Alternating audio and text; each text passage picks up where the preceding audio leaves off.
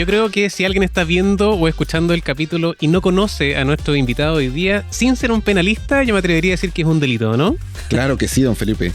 Quien no conozca a nuestro invitado, sí o sí queda condenado a 3 años y un día sin levantamiento de capital. Ojo los emprendedores. Estas son las presentaciones que a mí me gustan, no tengo que dar tanto detalle. Nuestro invitado es muy conocido. Bienvenido, Tadashi Takaota. ¡Eso!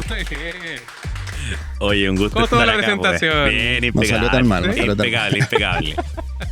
Bacán. Oye, luego de esa presentación al estilo de Don Francisco, queremos partir con una tradición del podcast que es hacer un salud. Muy para bien. que puede ser de aquí un cafecito, Sí. pero hacemos un salud para que en el fondo la Con el tazo conversa, de café. No, mentira. la conversa sea entretenida, que fluya, y tenerte acá yo creo que es una gran oportunidad de mucho valor, así que te vamos a estrujar y sacar el jugo, ¿dale? Muchas gracias. Tadashi, me gustaría partir con tu emprendimiento, Supermarket. Cuéntanos un poco por qué partiste con una aplicación de citas. ¿Qué te hizo llegar hasta allá? Y vamos a ir haciéndote unas preguntas respecto de algunas perillas legales que nos gustaría conversar contigo. Sí, mira, lo que pasó fue que yo en ese tiempo había rescatado con el equipo Club de Innovación, que era una empresa que estaba quebrando, pero yo era el empleado, era un gerente general, pero era el empleado. Y me picó ese bichito de decir, pucha, si lo puedo hacer para otros, capaz que pueda armar una empresa para mí. Era joven, ahí tenía 26 años. Y un amigo, el Pedro Pineda, que es el de Fintual, con otro amigo, Jan Droguet, me dicen, oye, cachamos esta cuestión, una idea de hacer un sitio de citas, porque me explicaron la lógica entre amigos, digamos, no un pitch, sino que me dijeron, oye, esta cuestión de que las mujeres las acosan, las páginas de citas en otros lados son un éxito, acá funcionan súper mal. ¿Qué pasa si las mujeres son las que invitan a los hombres a conversar? Entonces me engrupí con la idea y decidimos emprender. Ellos estaban en paralelo haciendo un negocio que le había funcionado bien en la época de Groupon y todas esas cuestiones. Hicimos una cuestión que se llamaba Queremos Descuento y estaba creciendo. Y entonces yo fui el único, como de los tres, era el único que estaba full time, por decirlo así, y nos lanzamos a emprender. Así que fue una experiencia bien de shock entrar al mundo startup, pero en el año 2011, o sea, el ecosistema. No había ecosistema Startup Chile llevaba como un año, era una cuestión así, pero claro, no había ecosistema tan desarrollado como hoy día. ¿Y esa sociedad con estos socios fue constituida realmente o era una sociedad de hecho en que cada uno ponía trabajo y fueron viendo sobre el camino cómo adaptarse a las normas, contabilidad, usuarios, derechos? Que heavy que no estaba preparado y que con la pregunta me hiciste acordar de algo súper heavy, que efectivamente hicimos una empresa, una SPA, contratamos a un abogado que nos ayudó y voy a adelantar un poco la historia, pero al final cuando ya cachamos que el negocio no iba a dar, tratamos de hacer algo para salvar mi sueldo y cosas y tratamos de hacer como un grupón, pero para las empresas, o sea, montarle una página interna y que la gente pudiera comprar con descuento. Y se llamaba, me acuerdo hasta ahora que se llamaba Benefinet. Creo que esta historia nunca la he contado. Ahora Eso, que me acuerdo. Me encanta que sea un premio. Y Benefinet era una cuestión así. Benefinet. Y yo cachaba tan poco de temas legales que el abogado que me estaba haciendo los documentos, le digo, oye, ya, pero quiero constituir esta empresa. Ya, me dice, pero quiero que diga que es Supermarket y Benefinet. Me dice, no, si es la misma empresa, me decía, que tiene las dos marcas. No, pero es que quiero que diga. ¿Pero por qué quieres que diga? No, es que necesito que... Nada que ver, no, para los que está escuchando, lo que estaba viendo era estupidez, pues en verdad era la misma empresa. Pero en mi cabeza infantil del momento yo decía, no, es que tiene que decir Supermarket y Benefinet para que todos estemos... Pero podría haberle cambiado el nombre Fantasía. Para la factura, ¿no? Oh, podría haber Claro. dicho, sí, está bien, ya ahí tenés tu nombre para que me dejara de molestar. Pero claro, me acordé de esa historia. Pero no, hicimos una SPA. Ahora, claro, con Pedro y con Jan somos súper amigos, pero a todas las historias del terror en parten así. Gracias a Dios ellos son un 7 y después, claro, no fuimos a la B, quebramos y todo el tema, pero nunca hubo problemas de plata ni mucho menos.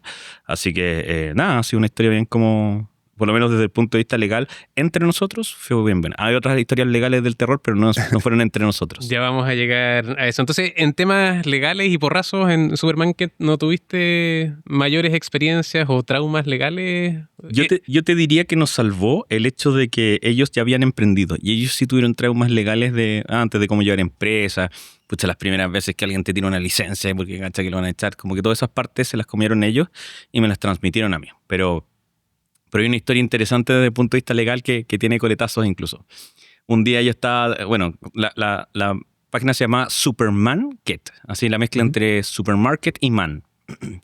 Y la cosa es que un día me llega un mail gringo, estamos de nuevo constituense en el año 2011, recién estaba Facebook, había pasado el terremoto recién, como que Twitter estaba recién entrando. Por suerte fue mail, pudo haber sido una cartita, un faxito todavía, ¿no? Claro, me llegó un mail. Hace tanto.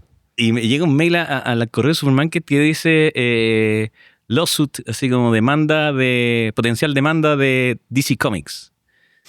Y digo, ¿cómo? Y la típica, esta cuestión es una estafa, ¿dónde está la estafa? Y empiezo a leer, y claro, decía, traduciendo, digamos, todo, decía, oye, usted está usando una marca que se puede confundir con la marca Superman que está inscrita por DC Comics, así que lo podemos demandar.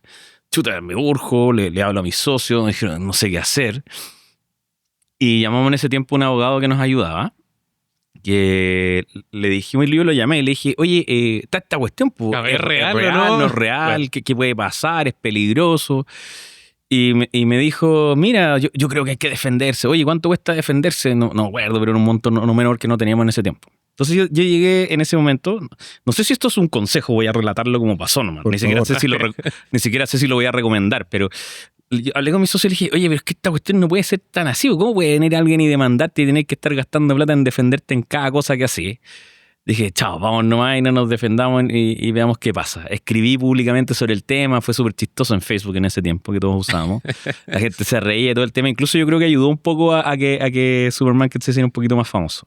Gracias a Dios, no hicieron nada. No hicimos nada y no le contestaron. Gracias a Dios no pasó nada, claro. No, me dicen loco nomás y dije no va a pasar nada. Entonces, no sé si estas marcas de este tamaño, aparte que una empresa pichiruche en fin del mundo, no sé si estas marcas de ese tamaño andan como casi con un robot disparando, como reconociendo palabras y disparando para ver quién reacciona, pero nada, supongo que es más barato para ellos escarmentar que meterse en un juicio, así que decidimos no hacer nada, pero lo tragicómico del asunto fue que esta persona que es del ecosistema de innovación, a quien yo le tengo mucho cariño, pero en ese momento dije, oye, este gallo me estaba tratando de vender una cuestión por meterme un producto, como que queda hasta desconfianza del tema.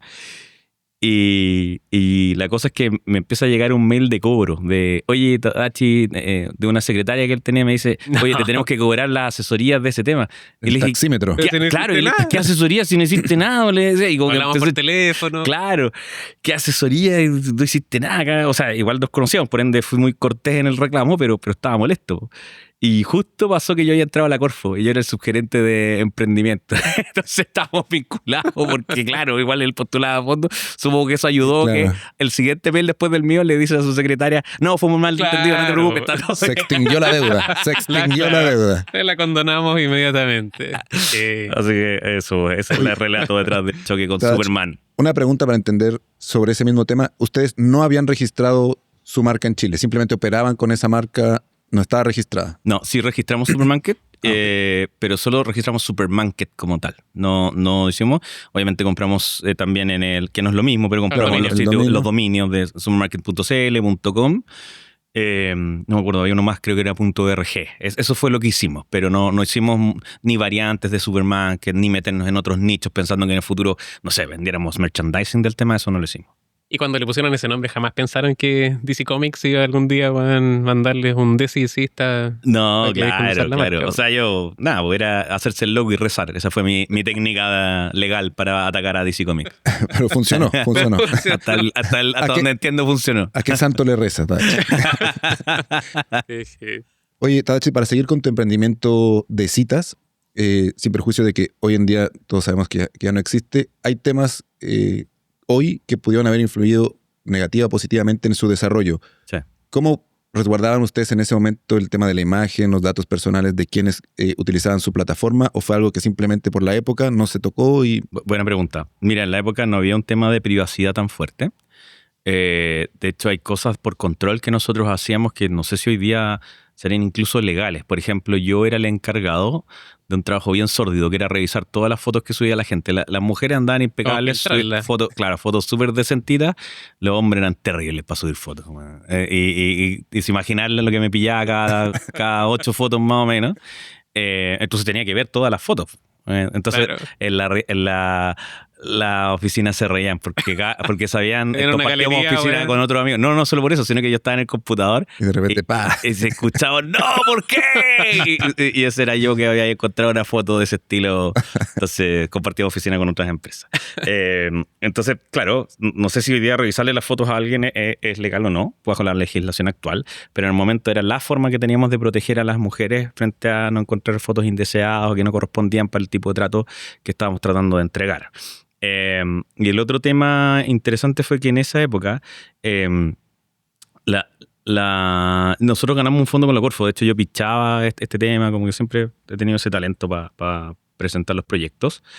Y una pregunta interesante que me hacían era, y esto es algo que doy desde el punto de vista legal / modelo de negocios, me decían, ¿cómo tú aseguras que la persona al otro lado no es un asesino, no es un psicópata, o es al menos la persona que te dijo que era? Y mi respuesta rápida era, no lo garantizo. Y tiene una doble lógica eso. Lo primero era la claridad en el modelo de negocios, de decir, mi propuesta de valor no es que la página investigaba a fondo a la persona que estaba al otro lado, es responsabilidad tuya como adulto protegerte. Y el otro tema era legal, pues no es nuestra responsabilidad proteger a la gente que lo usa, entendiendo que en el ¿cómo se llama? En los términos de uso está, oiga, usted si se cuenta con alguien es su responsabilidad. Lo que si uno tampoco un desalmado le dice, oiga, nuestra experiencia, no haga que el hombre la pase a buscar. Ciertas recomendaciones. Claro, que no la pase a buscar a la casa, que no sepa su dirección, júntese en un lugar público la primera vez, un montón de cuestiones medias de perogrullo, pero que no están de más. Pero legalmente nunca tuvimos algún tipo de resguardo porque tampoco era la promesa. Distinto hubiera sido si nosotros hubiéramos dicho, no, es que acá nosotros hacemos un estudio acabado de que la persona es ideal para ti. Bueno, ahí sí que nos pueden cobrar no solo desde el modelo de negocios, sino que también legalmente porque es una promesa que se hacía. Del servicio o el producto. Claro, entonces los emprendedores se pierden mucho en ello porque tratan de resolverlo todo. Y sobre todo cuando un inversionista les pregunta, empiezan a improvisar de que tienen todo resuelto y no es cierto.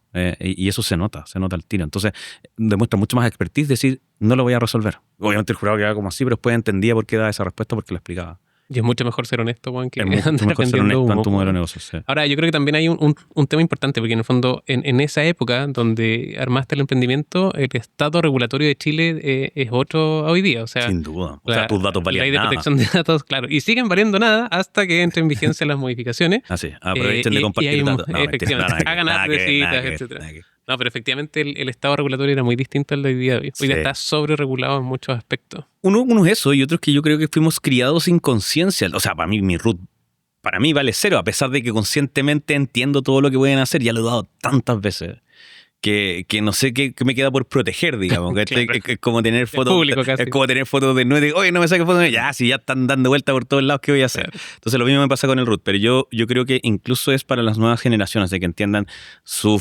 rostro, su voz. De hecho, el tema de la voz, yo que hago videos, mi voz es súper fácil de clonar con ella. Entonces, con toda mi familia tenemos una palabra secreta que obviamente no voy a decir acá, que es para que si la conversación se pone rara de, oye, ¿me podéis depositar plata que nunca pido?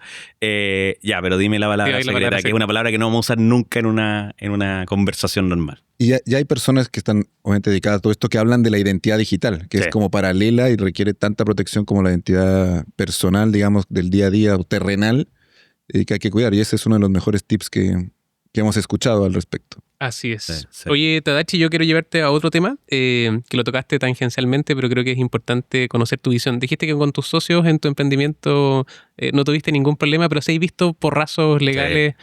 Si nos puedes contar. Imagínate en la Corfo, o sea, los reclamos por que me eso, llegaban. en el fondo, si nos podéis contar los allá. porrazos legales que hay visto de los emprendedores. Lo que pasa es que, a ver, hay distintas cosas, algunas que tienen razón y otras que lamentablemente no tienen razón. El más típico es me robó la idea. Oye, esto lo conversamos juntos y él empezó con esta línea y la verdad es que en innovación, por lo menos no desde el punto de vista legal, pero desde el punto de vista técnico, las ideas valen cero. O sea, si acá conversamos a la pasada que se me ocurrió un avatar que hace de abogado para defender a emprendedores y después lo hacen ustedes, yo no tengo absolutamente ningún derecho ni ético, ni moral, ni legal para decir, oye, pero es que lo conversamos juntos y ustedes lo hicieron sin mí, me fregaron. En realidad, lo que la gente tiene que meterse en la cabeza es que las ideas tienen muy poco valor. De hecho, en innovación siempre digo esto, hay 0 métodos para proteger ideas. Hay métodos para proteger I+D y ustedes lo conocen, que patentes comerciales, patentes de, ¿cómo se llama?, de propiedad intelectual, etcétera. Pero las ideas no se protegen. Por ende, esas peleas eran como, convencer al otro que en realidad no tenía derecho a nada porque hubieran compartido alguna idea de por medio.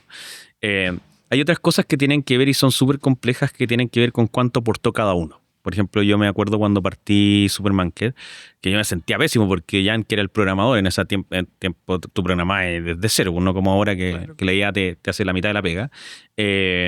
Y yo lo miraba y programando y yo no tenía mucho que hacer, más que hacer una PPT que ya la había terminado. Y le decía, oye, ¿cómo te ayudo? ¿Cómo te...? Y me decía, loco, déjame tranquilo, si en verdad déjame avanzar. Tráeme café. Eso, tráeme café, básicamente. Y cuando las cosas ya empiezan a funcionar, se van a invertir los polos. Pero ¿qué pasa si la empresa se cerraba en ese espacio? O uno decía, oye, yo me quiero salir. Hay un libro que no sé si ustedes lo han escuchado, que en inglés se llama Slicing Pie. Lo tradujeron como cortando el cake. El cake. Que me pareció interesante. No sé si es tan aplicable, porque al final te sientas como a hacer conversaciones uno a uno de cuál va a ser mi aporte casi por hora y lo divides y todo el tema. Pero creo que es interesante, el mensaje de fondo antes de lo legal es ¿qué esperas tú de la otra persona? O sea, y cosas tan chicas como, oye, si nos quedamos hasta las 3 de la mañana, yo espero que tú te quedes acá conmigo. Aunque no tengáis nada que hacer, por último damos pollo. Claro, si quiero café a las 2:30. Claro, anda tú a hacerlo porque yo estoy terminando la PPT. Claro. Ese tipo de conversaciones que parecen tontas son súper importantes porque una cosa es el ego de decir yo quiero aparecer y ser el número uno, que la verdad debe haber, pero yo no me he encontrado tanto ese escenario. El ego que más aparece es decir, el otro me está fregando y soy un cobarde por no decírselo. Y esa cuestión es la que más produce choque. Como que te la guardáis hasta que un día explotáis y le decís, oye, y tú que nunca me ayudaste en esta cuestión y yo soy el que se tiene que quedar siempre, yo tenía que estar afuera haciendo ciertas cosas. Y eso, bueno, no sé cuál será el reflejo legal, pero se daba harto esa pelea de que cada una de las partes, uno decía que había trabajado más de lo que requería y el otro decía que no. Que efectivamente no, estaba dentro de los estándares.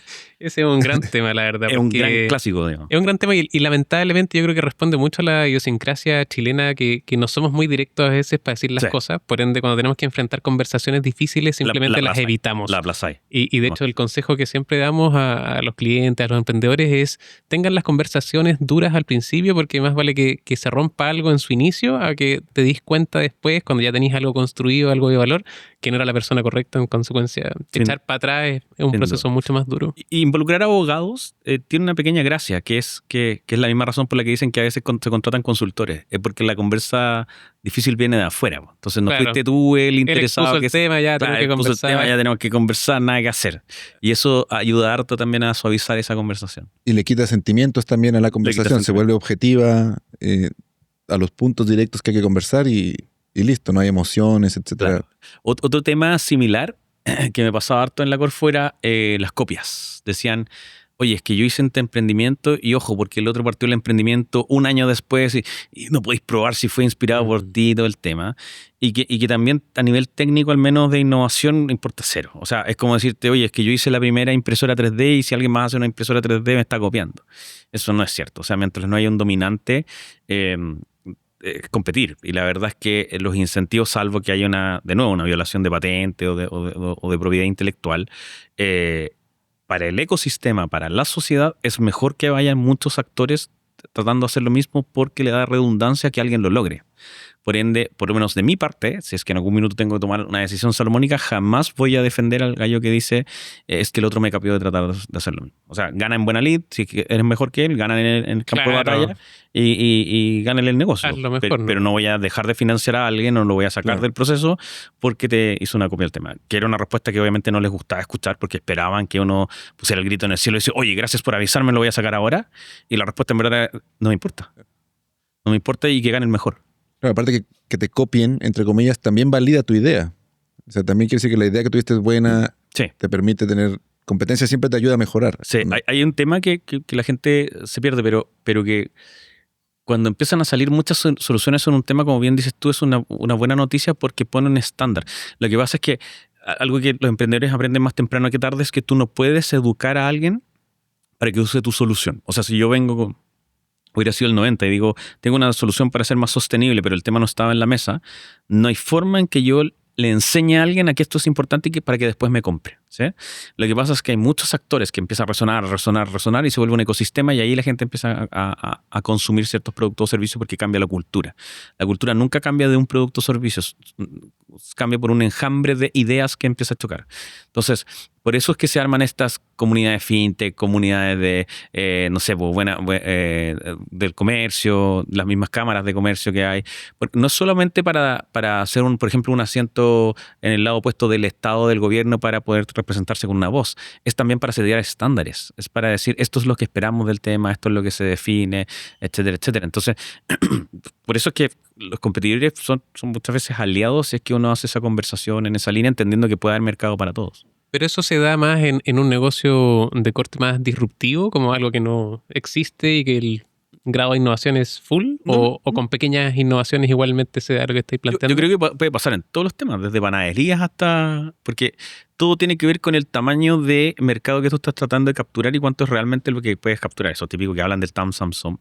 Por ejemplo, la gente tampoco entiende bien esta definición a veces, pero startup lo definen como cualquier negocio pequeño que tiene el potencial de ser grande, pero en realidad es un poco más profundo que eso, porque es un tipo de estrategia. Yo podría tener, no sé, un restaurante y si hago franquicias puedo crecer y eso es un negocio gigante y me voy a volver multimillonario, pero no es una startup. No es una startup. Y no lo estoy diciendo de forma peyorativa, lo que estoy diciendo es que es una estrategia distinta. Las startups tratan de ser monopolios no naturales. Incluso si es que no es ese su objetivo principal desde el propósito de hacer la startup. Pero la lógica es decir, vi una oportunidad en el mercado, voy a entrar primero y voy a tratar de crecer a la máxima velocidad y poner los codos primero para que los otros entrantes no se... A los Amazon, que tiene el 50% del mercado, un poquito más del mercado de Estados Unidos. Entonces, y apalancado en tecnología, además. Y apalancado, claro, porque si no, no puede crecer a esa velocidad. Que es uno de los elementos... Claro. Pero justo en esa definición es que no es que la tecnología sea lo que lo define como una startup, es el crecimiento es la única forma de lograrlo de esa forma, ¿se entiende? Efectivamente, una habilitadora al final. Claro, una habilitadora. Entonces, la lógica detrás del punto que estoy diciendo es que en general rara vez tu competencia en etapa inicial es alguien a quien tú quieras bloquear tan inmediatamente. Primero porque vaya a gastar plata en tratar de bloquear algo que ni siquiera sabes si tú vayas a vender. Segundo, a nadie le gustan los llorones, así que andar diciendo, no, es que me copió la idea y no he vendido nada, ni camote, dedícate a trabajar y mejor hablemos después de otro tema. Y como digo, la parte legal es bien estricta en torno a lo que se puede proteger. Y otra cosa es cuando se te olvidó hacerlo, te confiaste, ya bueno, te ganaron el quien vive, pucha una lata, ¿cachai? Pero eso es parte del profesionalismo al emprender. Y también yo lo entiendo, ¿eh? Es parte del trade-off, esta apuesta de en qué momento hago el gasto. Si estoy partiendo un negocio, ¿debería inscribir la marca? ¿No debería inscribirla? Eso. Y los negocios de confianza son bien heavy. Tengo otra anécdota que me pasó en Club de Innovación, cuando era el gerente de Club de Innovación, la empresa que dejé para irme a Supermarket, que estaba lleno de clubes de innovación, pues aparecían cada cierto tiempo y había que llamarles, y oiga, sabe que no puede usar la marca, chuta, y empezaron a aparecer por otros lados. Y aparte que hay unas variantes, porque el nuestro era club de innovación, otro club de la innovación, entonces era una pelea constante.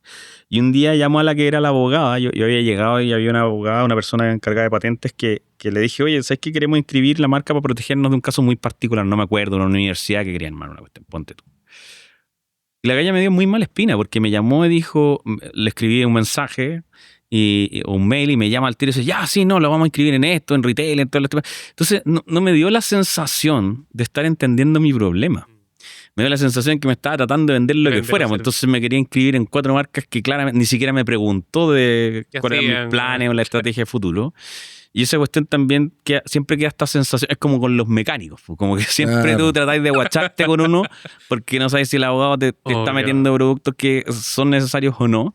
Y ella me dio muy mala espina, al final le dije, ¿sabes que no quiero nada? Y lo busqué y lo hice por otro lado y al final una persona me asesoró bien. Entonces también pasa este tema de que esta relación de confianza también es bueno partir desde chiquitito y empezar a tener algún estudio de abogados o abogado que para el 90% de los casos no vale la pena tener un abogado interno, lo haces con alguien y si bien hoy día ChatGPT tú le puedes decir, oye, ármame un contrato tipo, igual es peligroso, digamos, no puede equivocarse por gran tamaño, digamos. Oye, vamos a profundizar en detalle, yo creo que al final de la entrevista, ese tema de la relación con los abogados. Antes de seguir con otros temas, me gustaría profundizar un poquito en lo que dijiste que creo que es importante destacarlo. Es, en tu opinión, el tema legal es importante en los negocios por un montón de cosas que en el fondo dijiste, desde que te pueden poner temas en la mesa que es incómodo conversar, hasta que tengáis obviamente el negocio resguardado desde el principio. ¿Cómo un emprendedor que está partiendo, que no tiene caja, puede solucionar ese tema legal y darle la prioridad al tema legal con un foco más preventivo y no como cuando ya está el incendio, es como, bueno, la cagué, tengo que contratar un abogado ahora? O sea, mira, depende del tipo de negocio igual. No sé, si voy a poner una panadería, claro, salvo que el negocio sea algo, o sea, el nombre yo le tenga mucho cariño, sea súper espectacular, tal vez no tiene el sentido protegerlo. O si hago consultoría y en mi nombre propio, no sé si en mi caso valdría la pena inscribir mi nombre Tadachi Takaoka, porque en realidad, claro, me pueden hacer una marca y me lo pueden quitar, pero siempre me puedo presentar. El huevo anda suelto, así que ojo que Claro. anda registrando nombres Claro, de el que se huevo, te ¿verdad? cruza. Que me ponía nombres de lo que fuera. Claro, puede ser, pero en realidad no necesariamente mata tu modelo de negocio. Entonces yo creo que hay cosas mínimas. Lo primero es la constitución de empresa y gracias a Dios en Chile hay hartas facilidades para el Muchas. tema. Incluso entidades como la SECH te ayuda, yo me acuerdo que no sé si todavía existirá, pero estaba DEFEM, que era la defensa de emprendedores que te asesoraba de forma gratuita cuando tenías que partir. Y es más o menos natural, es como el amigo médico. Uno trata de extraer la mayor cantidad de consejos gratis al amigo antes de tomar una decisión donde tenga que desembolsar. Y hay un punto en el cual, bueno, depende de tu amigo también que te diga, oye, córtala, eso se paga. Y depende también del momento en cual te ves en algo crítico. Rara vez, si estás partiendo y validando un modelo de negocio innovador, rara vez al inicio vas a enfrentar situaciones legales tan Tan complejas. compleja. Tampoco yo recomendaría, no, o sea, es que hay que pagar para comprarle la marca a otro. Loco, ni siquiera hay validado el modelo de negocio, no vale la pena. Pero yo creo que hay cosas mínimas. El tema de constituir la empresa, qué propiedad tiene cada uno, esas son cosas que yo creo que sí hay que hacer. ¿Sí? Un contrato base con clientes son cosas que son estándares. No sé si iría mucho más y no se me ocurrió ahora un caso de algún tipo de emprendimiento que tenga algún tema legal tan complejo. Hay algunas ocasiones donde, yo me acuerdo, por ejemplo, cuando estaba partiendo Fintual, que postuló a la Corfo y como los conozco les dije, ¿y para qué diablos estás postulando si tú ya vais como espuma y todo el tema? Pero era porque estaban haciendo trámites para la licencia en ese caso estaba la CMF, creo que ahora... y dijeron, claro, tener un fondo de gobierno donde alguien te revisó técnicamente Sí, valida. tremendo sello, valida. weón, para acá. Entonces ese tipo de procesos legales para negocios muy particulares también son importantes. Claramente. Sí, y la innovación en general tampoco es tan rápida. O sea, el proceso de innovación requiere de hartas etapas, Sí. iterar, pivotear el proyecto, Validar el modelo de validar, negocio, etcétera. Y ahí recién cuando tienes algo que vendible, ni siquiera haber vendido algo, yo creo que ahí recién tendrás que empezar a preocuparte de regular los aspectos jurídicos de esa innovación, la sociedad, etcétera, porque después también se vuelve un problema Sí, tener una sociedad sin movimiento que no fantasma. reportaste. Sí. Es un problema, así que hay que buscar ahí, Así. digo, por experiencia propia, Claro. hay que tener ahí, Sí. hay que buscar el timing preciso entre... No, claramente. Oye, Tadachi, me encantaría conocer también si hay algún porrazo legal o mala experiencia desde el punto de vista legal con temas de levantamiento, que en el fondo experiencia tienes de sobra, entonces, Sí, mira, ¿qué has visto con eso? yo particularmente no he vivido, pero sí me ha pasado que, a ver, está la típica, porque es donde la gente no entiende que cada contrato que tú celebras con una empresa, o sea, perdón, con un inversionista, no solo el asiento que se ganan, sino que las condiciones de ese asiento.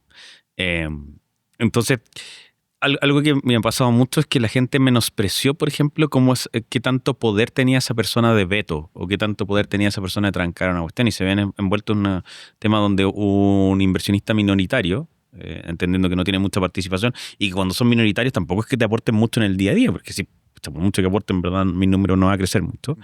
Tienen la posibilidad de decirte, no, yo no quiero que entre ese inversionista, oye, pero es una tremenda oportunidad, bueno, pero es que acá en el papel dice que yo tengo derecho a veto, o al revés, nos dice que mi voto valga menos que alguien, y eso es algo que los emprendedores, sobre todo los más novatos, desprecian, porque dicen, nada, si lo importante es que te den la plata y cuánto más o menos toman de la empresa, eso es lo importante, y eso no es cierto. Hay una serie de condiciones bueno, los que saben ya el lenguaje técnico, tag along, drag along, si es que el chico, el grande hace un buen trato, el otro se lo tienen que respetar al más chiquitito, y de los dos lados, el inversionista también, ¿cachai? O sea, los inversionistas ángeles sobre todo se ha ido profesionalizando, pero yo conocí casos de inversionistas que hicieron el due diligence mal, entonces ponían plata y después resulta que gran parte de la plata era para pagar deudas. Entonces, Claro. esa cuestión suena que, ya bueno, da lo mismo, pero es un tipo de engaño, encuentro yo, porque Absolutamente. yo estaba pensando que esta plata era para construir cosas de futuro, no para arreglarte el pasado, que quedamos más o menos de donde mismo y no vamos a poder avanzar a la velocidad que se requiere. Entonces, yo diría que el paso número 1, obviamente hay posiciones abusivas, todo lo que queráis. En algún minuto en los 2000 y algo se empezó, cuando el corporate venturing no era tan conocido, la innovación abierta basada en startups. Había muchas empresas que compraron compañías o invirtieron en ellas y las congelaron, porque eran startups que venían a competirle. Hoy día ya pasa menos porque se sabe rápido y te hace muy mala fama. Pero yo vi muchos casos en los cuales las condiciones del trato no podías predecir qué tan doloroso podía ser el porrazo, ¿sí? Entonces, tratando de hacer un resumen de las cosas que yo vi, temas donde uno de los inversionistas te trancaba la pelota de una inversión posterior, o se ponía a negociar muy brutalmente y mataba al siguiente inversionista, o el equipo había pasado mucho equity, por ende te decía, oye, si yo te meto plata y me tenéis que pasar una parte, pucha, no sé cuánto vaya a durar, porque en realidad ya estáis siendo demasiado minoritario. Y volvís para atrás y le decía al otro, oiga, ¿están dispuestos a devolver un poco de equity para el CIE? Oye, que no, ¿por qué voy a hacer esa cuestión? Entonces se vuelve una negociación virtualmente imposible. Entonces, todos esos detalles, yo sé que la gente, sobre todo los emprendedores, que nos transmite esta cuestión de la pasión, que tú enfrentáis cosas más difíciles y casi que uno es un superhéroe, por ende pierde un poco el sentido de la realidad. Usen como mantra que no van a poder cubrir todos los espacios, todos los casos negativos que se pueden presentar. O sea, necesitan a alguien que tenga un checklist y entienda bien qué es lo que pasa en esos escenarios. Claro, y como dices tú, los emprendedores que ya tuvieron una experiencia mala, lamentablemente, o muy buena quizá, ya tienen ojo en qué cosas ver antes de meterse en este tipo de operaciones, pero la gran mayoría de los que están partiendo se dan cuenta sobre la marcha, y es por eso que este espacio pretende educar a aquellos emprendedores para que no cometan estos errores. Y también un caso que nos ha pasado en un par de ocasiones acá en el podcast es emprendedores que los diluyen. Sí. Y que se quedan con su marca y los contratan en el último escalón y les sacan su negocio al final. Sí. Son de esas decisiones demasiado importantes como contraprestación en la plata. Sí. No como ingreses a Lucas, Smart Money. O temas, por ejemplo, si pueden echar al CEO. Si el directorio puede echar al gerente general, es un tema.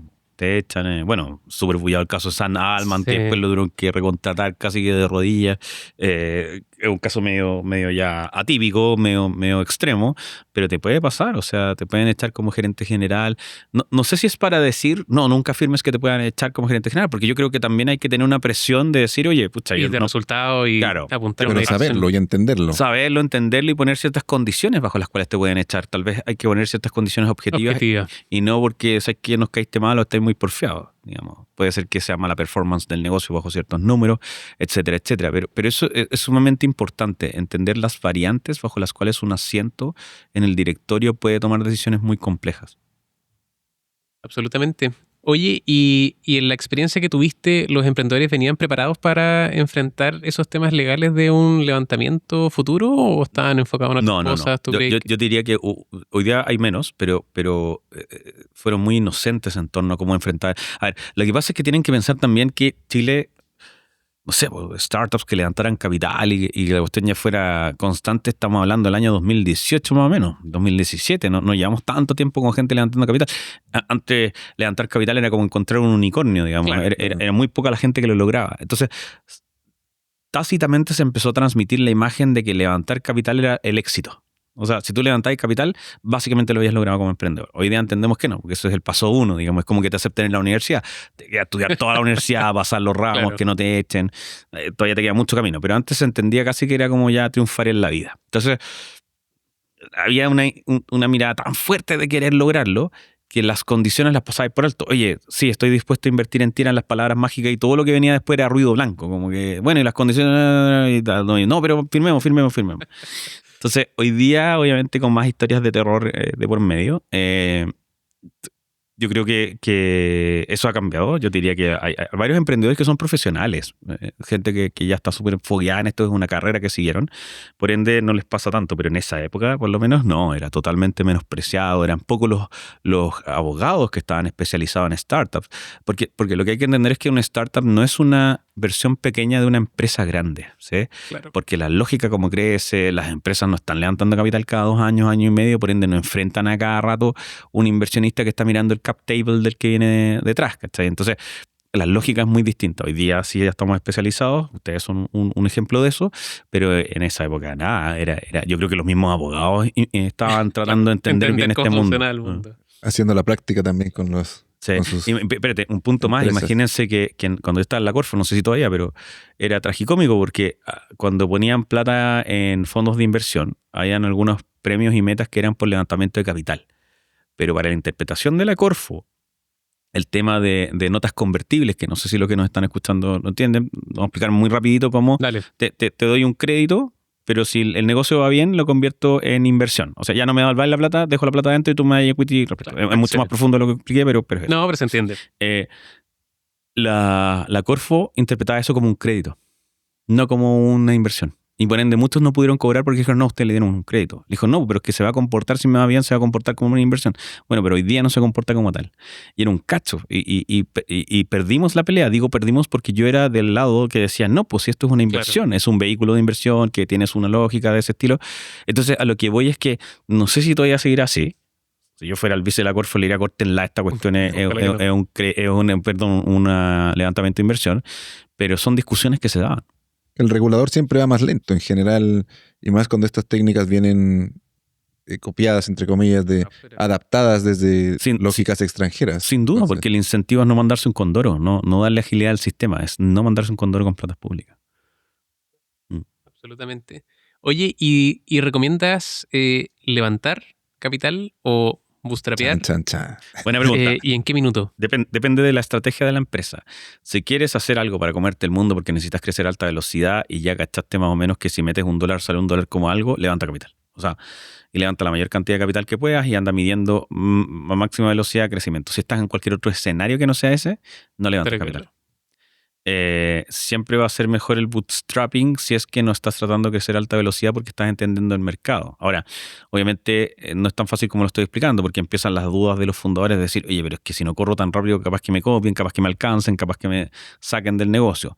Por eso depende de la naturaleza del negocio que uno quiere hacer. Por ejemplo, un libro que explica bien la lógica de una startup es Blitzscaling. Blitzscaling por el Blitzkrieg, el ataque que hacían los alemanes en la Segunda Guerra Mundial contra Londres, que se metían hasta la ciudad, eran los ataques relámpago. Eso es el Blitzscaling, que lo escribe Reid Hoffman, el gallo de LinkedIn, que dice, oye, hay tipos de empresas que levantan capital y tienen que crecer a máxima velocidad, incluso si no saben bien por qué va a funcionar. Uno puede tener diferencias éticas de hacer empresas así, puede tener diferencias técnicas de por qué hacer una empresa así, pero es un tipo de empresa y de hecho la mayoría de las lógicas de las startups deberían funcionar de esa forma porque eso es ser una startup, ¿sí? Ahora, sí, para que no todo parezca malo, porque no lo es, hay una lógica detrás de que los estados y los gobiernos apoyan startups, que es que se ha probado históricamente desde los datos, que son las startups las que cambian para mejorar las industrias, por la velocidad con la que hacen, por la calidad de la absorción que trae, la visión. Pero claro, lo que no te cuentan es que, o no se interpreta tan bien, es que uno de cada 1000 lo logra, por ende. ¿A qué precio? Claro, el precio puede ser muy alto y todo el tema, por ende hacer una pyme es súper cool. A mí me gusta hacer pymes, no me gusta hacer startups. Motivación mía, no quiero dar ningún tipo de recomendación de hacer uno o lo otro. Y para ser franco, los que son realmente startups son poquísimas. En el mundo no debe ser más de un 5%. Entonces, bajo esta lógica, lo que quiero decir es que rara vez me encuentro en un escenario donde tengas que levantar capital. O sea, ¿cuándo tenés que levantar capital? Porque queréis poner una siderúrgica y la cuestión es, muy intensiva en capital porque el CAPEX de la cuestión es gigante, porque quieres hacer I+D y necesitas capital, o porque te das cuenta que tu negocio funciona y si pedís un crédito, podría crecer a más velocidad, pero porque la demanda ya está ahí. No sé, te pidieron un pedido, valga la redundancia, 5.000 veces más grande que lo que entregué. Bueno, tenéis que levantar capital para sacar esa cuestión adelante. Pero si no es el caso, si quieres poner capital porque crees que si inviertes más en marketing vas a crecer o para salvar la empresa, no sé si es una buena razón para hacerlo. Igual, conectando con lo que señalabas tú de este boom que hubo en Chile de levantamientos de capital, hoy en día estamos viendo las consecuencias de esos levantamientos a gran escala. Carún está en la pitilla, Algramo se nos va.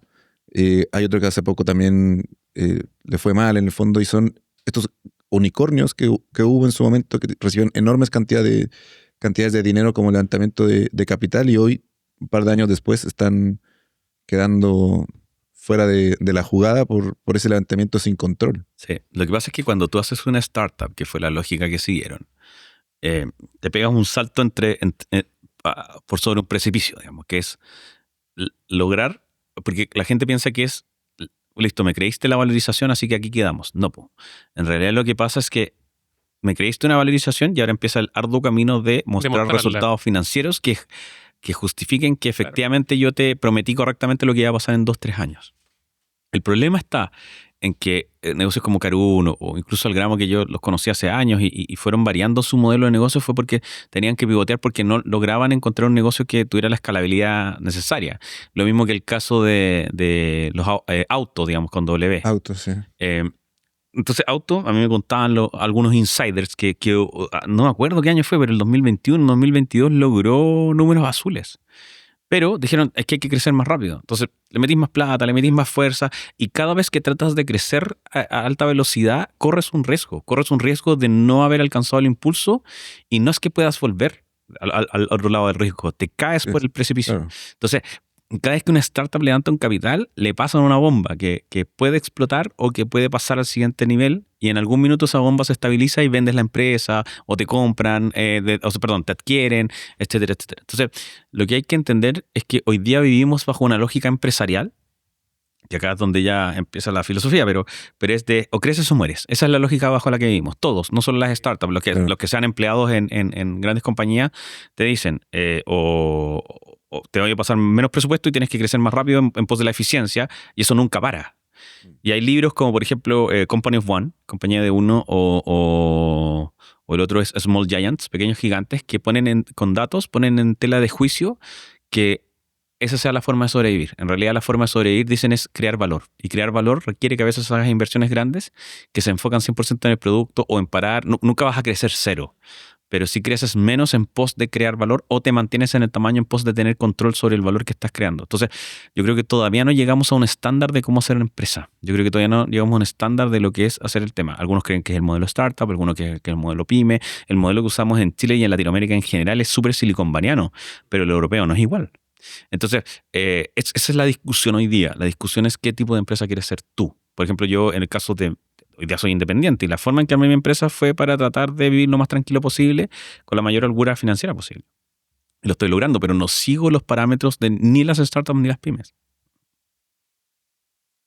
Tremendo todo lo que nos comentas. Solo comentar que 100% de acuerdo con lo que estáis planteando y no, la verdad nada que agregar. Lo que quiero ahora llevarte es a otro tema que creo que es muy interesante porque estáis full dedicado a la innovación y nosotros, abogados, generalmente somos como la piedra de tope de los cambios que uno quiere implementar en las empresas, y ahí viene el famoso tema del compliance. ¿Cómo ha sido tu experiencia con el compliance? ¿Cómo ha sido tu experiencia trabajando con abogados que en el fondo escuchan estas ideas y muchas veces dicen que no y no se cuestionan en cómo hacerlo? ¿Cómo ha sido tu experiencia? Más allá de la forma de cobro tan brutal que te tocó vivir. Claro. O sea, mira, lo primero es que, para los que nos están escuchando, compliance es una palabra que, para ser franco, yo la aprendí más en el mundo empresarial que en el mundo startup. Pero entendamos compliance como el área de tu empresa, startup o asesor externo que te dice, oye, esto se puede hacer, esto no se puede hacer, y si vais por este camino o termináis en la cárcel o te cobran una multa. Lo explicaba muy bien fácil. Entonces, el compliance, obviamente, hasta cierto punto, a ver, hay que rememorar un poco para atrás. Las empresas, en realidad, hasta antes del asedio de las startups, fracasaban porque implosionaban, porque te mandabas un condoro tan grande adentro que te echabas la empresa. Entonces, la única forma de matar a una empresa es que fueras tan idiota que no viste ver algo que no viste venir algo dentro de tu compañía que te destruyó, ¿ya?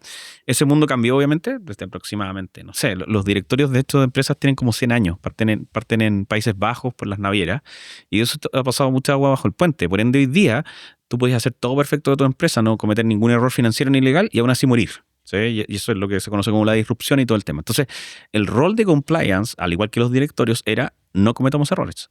Ese es el número uno. Entonces, la formación del abogado era para que no se cometieran errores. Por ende, era, ante la duda, diga que no, porque era la mejor forma de asegurar la sobrevivencia. Podrías sacrificar el crecimiento, pero asegurabas la sobrevivencia. El problema ahora es que si dices que no y te equivocas, o sea, das un falso negativo, puedes matar la empresa, porque no aprovechaste la oportunidad. Entonces, eso es lo que hizo que cambiara el compliance. El compliance hoy día, o sea, tú no necesitas contratar a alguien para que te diga que no. Para eso mejor usa ChatGPT, digamos. Tienes que contratar a alguien para que te diga Tienes que contratar a alguien para que te diga, mira, estos son los límites de lo que vas a hacer, la decisión es tuya, y tú vayas a ser el que se va a la cárcel. De hecho, el directorio es el que responde. Y como sí, también. Claro, pero te muestra un poquito las curvas de esta línea que se ve tan rígida. Obviamente no puedes caer en cosas ilegales ni éticas. No solo por temas morales, sino que por temas de que el branding, la marca se ve muy afectada. ¿Para qué hablar del mundo startup? Que en Chile es así. O sea, si un gallo se manda una cuestión media ilegal, es muy difícil recuperarse. O sea, tienes que pasar años rearmando tu imagen. Entonces, nunca fue un negocio hacerlo a la mala. Pero lo que sí pasa es que, y hay ciertos límites que se dan en este mundo que son muy complejos. Por ejemplo, si tú pensáis, ninguna de las innovaciones más disruptivas tenía una regulación de por medio. No quiere decir que fueran ilegales, es que estaban fuera de la ley, que es distinto. Muy buena precisión. Entonces, no sé, pues, me contaban la otra vez Carlos Ladri, que trabaja en la NID, también especialista en innovación, mostraba un ejemplo que cuando salieron los autos, como no sabían a qué velocidad podían circular sin que mataran a alguien ni nada, no habían pruebas suficientes, se le ocurrió la solución más estúpida posible. Para conducir un auto al principio tenía que ir un ser humano adelante del auto con una bandera avisando que venía el auto. Por ende, de forma natural, evitabas que el auto anduviese más rápido que un ser humano, ¿sí? Evitando cualquier tipo de accidente, pero perdiendo totalmente la propuesta de valor de tener un auto. Claro. ¿Me entiendes? Entonces, el Estado, la sociedad siempre va a reaccionar de formas raras a ese tema. Cuando salió Uber, la opción era prohibirlo, pero no lo podía prohibir porque no estaba realmente legal. Le podía sacar multas, pero no podía. Entonces empieza todo este enjambre de vueltas de, oye, ¿qué es lo que realmente podemos hacer? Imagínate los drones, cuál fue, a qué altura podían volar, a qué velocidad podían volar. Eso espacio aéreo, el espacio aéreo, protección de datos de la gente, privacidad. Exacto. O las criptomonedas. Yo cuando empecé a comprar criptomonedas, llamé al Servicio de Impuesto Interno, fue como el 2018 más o menos. Nada, no, partimos diciendo... ¿Te cortaron? ¿Qué cosa? Claro, así como... te cortan. No, porque al final ninguna de las innovaciones... Yo me rendiría con el hecho de tratar de que lo legal se adelante a la innovación. Eso es imposible. Lo que sí creo es que, al igual que el método Lean Startup, que en el mundo legal se llama sandbox, como estas cajas de arena, donde no hay reglas, sino que se van armando de acuerdo a cómo va evolucionando el mercado y se va testeando, recuperando información hasta que llegas a algo. Entonces, las áreas de compliance deberían entrar en una lógica. Y hay veces la fuerza bruta también ayuda. Y esto, yo, por ejemplo, fui el que, como director de Metro de Santiago, obviamente me metieron por innovación. Ese fue mi personaje. Si bien los directores tenemos que saber de estrategia y todo el tema, obviamente estoy más exacerbado en innovación. Y yo fui el que empujó para que hiciéramos un demo day para meter startups a Metro, porque yo cuando llegué les pregunté, oye, ¿cómo una startup puede entrar acá? Y me dijeron a través de las licitaciones. Y yo, imposible. O sea, partiendo por la boleta de garantía que hay que pagar, no hay por dónde. Entonces armamos esta tubería lateral y el área de compliance conmigo se portó un 7. Son súper flexibles, súper proactivos, pero súper dudosos también. Por cosas naturales. No es que sean, de hecho yo los encuentro bien ágiles, la verdad. Pero hubo un minuto en el cual ya las idas y venidas eran tantas que dije, ¿sabes qué?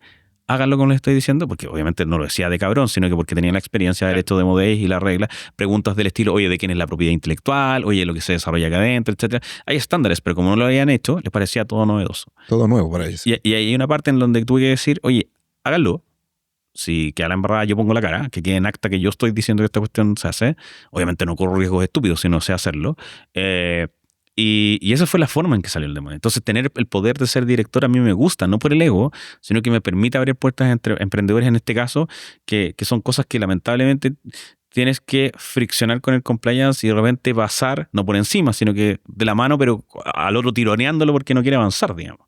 Y esa es la lógica detrás de eso. Claro, pero en tu caso tienes la fortuna de estar en una empresa que está abierta o dispuesta a escuchar y entender estas diferencias. No solo compliance, el presidente, el director, claro, el gerente general. La empresa entera está... Hay empresas que son contrarias a cualquier innovación, a cualquier movimiento que les sacudan la caja, no están de acuerdo. Así es. Absolutamente. Yo me quiero quedar con un tema que dijiste tú que lo quiero destacar porque dijiste, por el hecho de que no tenga una regulación no significa que sea ilegal. Y la verdad es que eso para nosotros ha sido como el gran caballito de batalla, porque al final de repente nos toca estructurar legalmente negocios disruptivos donde en su época los criptoactivos, por ejemplo, no había regulación. Ahora tenemos ley fintech, antes no. Entonces era como agarrar todo el marco regulatorio existente, ver qué cosas le pegaban, qué cosas no, y empezar a crear una ruta desde cero. Y yo creo que eso... es algo importante a destacar. Sí, perdón que te interrumpa un segundito, pero es algo para que la gente también entienda, porque siempre se asocia la regulación a lentitud. Pero eso no es tan cierto. Por ejemplo, yo también soy miembro de la mesa de trabajo futuro de la SOFOFA. Y en algún minuto hablamos de IA. Y hablamos de la regulación que se quiere hacer de la IA. Entonces, la gente al tiro dice, ya se van a vender los abogados, la ley. Obvio que va a ser más lento. Pero a veces pasa al revés. cuando las empresas no saben cuál es la regulación, no actúan. Porque la ley es interpretable, por ende, no sabes si el compliance te puede dar respuestas distintas según la empresa y según el día como amanecieron.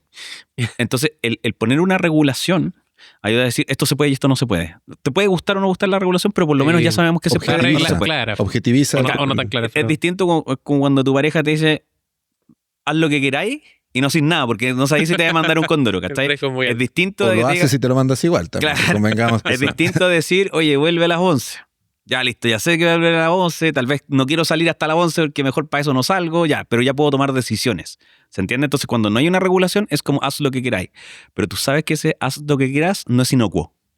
Y eso pasa. Entonces, la gente se pierde en eso. Que haya regulación ayuda a veces a la agilidad. Absolutamente. Oye, Tadashi, ¿cómo ha sido tu relación con abogados ahora en este mundo de la innovación? ¿Buena, mala? ¿Qué mejoraría y qué consejos les daría a los abogados? No, ha sido bastante buena, la verdad. O sea, contadores, abogados, para mí que ha tenido un negocio más o menos exitoso y que crece rápido ha sido clave, porque en temas financieros, pero también en temas éticos y morales. Perdón que la lata con este tema, pero por ejemplo con mi esposa, que yo había contado esta historia en otro lado, de que mi esposa tomó una decisión propia ella de no salir a trabajar. Pero obviamente eso tiene sus sacrificios. Y nos sentamos juntos. De hecho, nosotros hacemos directorio familiar. ¿Familiar? Sí, hacemos los dos un directorio. Tenemos 50 y 50% de votos. Tomamos decisiones complejas. Y una de las decisiones complejas es cómo te protegemos a ti más allá del matrimonio. Hay una cosa que la otra vez todavía estoy dudoso y de hecho necesito ayuda de abogados, que es siempre cuando uno se casa te dicen, cásate. ¿Con qué régimen? Correcto. ¿Separación de bienes o sin separación de bienes? Y te hablan de esos dos. De hecho, yo te juro, hasta hace 2 años atrás, juraba que eran los dos que existían. Entonces, y todos te decían, no, es que la cuestión, para que no se aprovechen de ti, con separación de bienes. Ya, y las mujeres también vienen como con ese chip para que no crea que soy aprovechador y nos casamos con separación de bienes. Y resulta que existe este régimen de gananciales, que todo lo que... Participación en los gananciales. Participación de gananciales, que yo no tenía idea hasta hace 2 años atrás. Y que ahora último he dicho, oye, capaz que ese se llama justo, y aprendí también que no se puede cambiar. Sí. Pero por otra parte me empezó a aparecer el tema de que si es que hay algún tipo, no solo es en las ganancias, es en las pérdidas. O sea, si a mí me demandan, claro, uno dice, no, pero es que como empresario, si eres SPA, respondes solo por el monto de la SPA, pero como director de empresas no. Po. Entonces, si yo obviamente tengo seguros, claro, con Metro de Santiago, pero si la cuestión es muy grande, arrastro a mi esposa conmigo. Entonces, estoy en esa duda. No sé si gananciales, en el caso muy particular nuestro, nos conviene. Pero quiero traer esta cuestión a colación porque hemos avanzado tanto. Yo ya estoy en mis 40, ella está a punto de llegar. En esa lógica es súper importante entender que los temas legales son una conversación de pareja. Y tuvimos que tomar decisiones de cómo armar activos solo a su nombre para que ella pudiera estar protegida. Si el día de mañana nos enojamos pero a morir y nos queremos matar, no tengo un arma para dejarla en la calle. Y eso suena súper loco porque si entonces no confías en ti mismo. No, uno no sabe cuando estás dolido y el ego te come, claro, cómo actúas. Entonces tienes que asegurarte de poner ese fail safe porque la mujer te ayudó en ese camino, o al revés, capaz que haya hombres que ayudaron a la mujer a llegar a ese momento.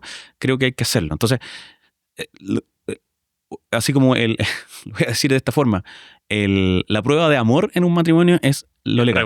Es regular. Mira. De hecho, o sea, 100%. En Estados Unidos eso es muy famoso. O sea, las capitulaciones, las prenups. Que acá también existen. Claro, existen, no pero de poco uso. Pero igual, claro. Una pequeña acotación sobre la materia. En cuanto al régimen de participación en los gananciales, en general no se usa porque a los abogados no les gusta. Porque tiene mucha matemática, mucho cálculo de haberes, etcétera. Yo creo que por eso... ¿Es un tema de flojera, dice usted? No, que tiene como una suerte de contabilidad, determinar patrimonios, activos, etcétera. Entonces, tiene un paso extra más o menos largo. Claro. Y lo segundo es que yo creo, y acá es una opinión súper personal, que el régimen matrimonial que mejor protege a la mujer por escándalo es la sociedad conyugal. Lo que pasa es que está como mal visto por la sociedad el tema de que la mujer no tiene cierto nivel de participación en la toma de decisiones, pero todo eso se puede regular. Sí. Pero es el que más protege a la mujer por mucho. Lo importante de esta conversación yo creo que no es intuitivo.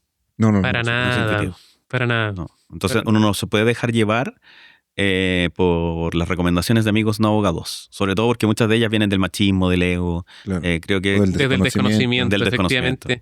Y volvemos a un punto que conversamos al inicio, que es tener esas conversaciones duras, porque en el matrimonio también es un emprendimiento. En el fondo hay que estar constantemente preocupándose de un montón de cosas y tener esas conversaciones duras que muchas veces son desde el lado legal, puta que es importante hacerlo para que construir algo de largo plazo. Así que es increíble lo que estás haciendo.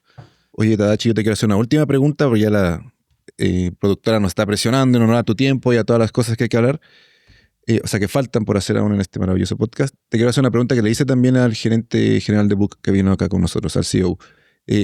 ¿En qué momento consideras tú que una startup ya es una empresa? Se transforma en una empresa como un sistema tradicional. Sí. Y si es que eso ocurre eventualmente. Sí, te voy a dar la respuesta teórica y te voy a dar la respuesta práctica. La respuesta teórica es cuando encuentro un modelo de negocio escalable y repetible. ¿Qué quiere decir eso? Que empezáis a cachar que no tenéis que salir a buscar uno a uno a tus clientes, sino que te empiezan a comprar, llegan por referencia y la oferta está sobrepasando un poquito la demanda en velocidad. ¿Sí? Esa es la respuesta del libro. En la práctica, en realidad es cuando ya dejas de ser tan exploratorio tú y tienes que empezar a armar procesos. Y tomas una decisión y empiezas a mirar a tu alrededor y decir, ya no puedo estar metido en todo, esta cuestión se me está yendo de las manos. Empiezas a sentir esto de que, oye, no hace sentido que yo esté en esta reunión, oye, no hace sentido que yo vaya a hablar con todos los clientes, no hace sentido que yo esté atendiendo las mesas de mi local, y ahí se convierte en una empresa. ¿Pero qué significa convertirse en una empresa? Armar manuales de proceso. Traer a alguien y decirle, mira, así hacemos las cosas acá. Oye, es que a mí me gustaría hacerlas así.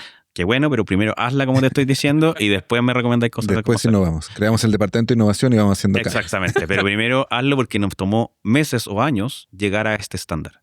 Entonces, primero a lo Daniel San en Karate Kid, encerrar y pulir, hazlo como tiene que, como ya aprendimos, y después te pones más creativo a medida que vayamos avanzando. Excelente. Perfecto. Don Tadashi, muchísimas gracias por haber venido a nuestro podcast. Te llevas, obviamente, un recuerdo muchas gracias. Estar acá y la verdad es que la conversación estuvo muy buena. Muchísimas gracias por todo lo que compartiste con nosotros. Así que ahí va el cafecito con todas las emprendedor. Sí, así es, Tadashi. Muchas gracias, me sumo a las palabras de Felipe, y a los emprendedores que se quedaron viéndonos hasta el final, recuerden que no les podemos asegurar el éxito de su negocio, pero sí les podemos asegurar que van a emprender con todas las de la ley. Gracias y nos vemos en el próximo capítulo.